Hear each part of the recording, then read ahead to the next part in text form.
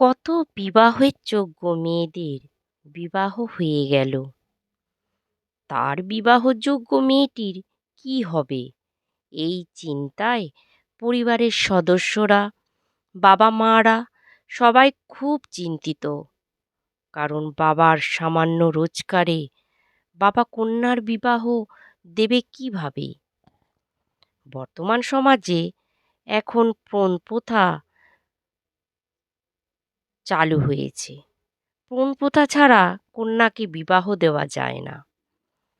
কন্যা দিলে বিবাহের পর তাকে অত্যাচারিত হতে হয়, বাধ্য হয় সেই দরিদ্র পিতাকে পণ দেবার জন্য।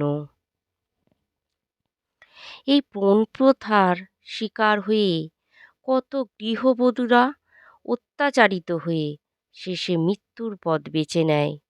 আবার পণ না দিতে পারার জন্য কত অসহায় পিতা আত্মঘাতী হয়।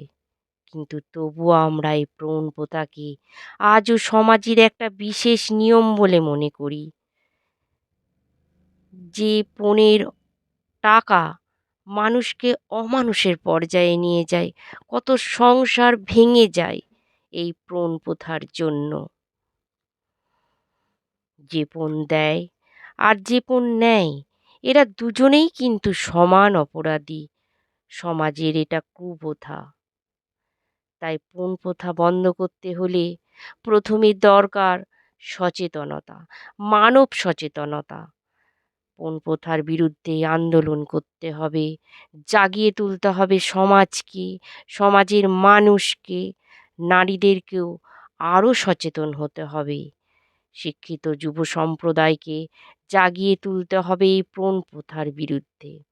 আসুন আমরা হাতে হাত রেখে এই পণ প্রথাকে বন্ধ করি।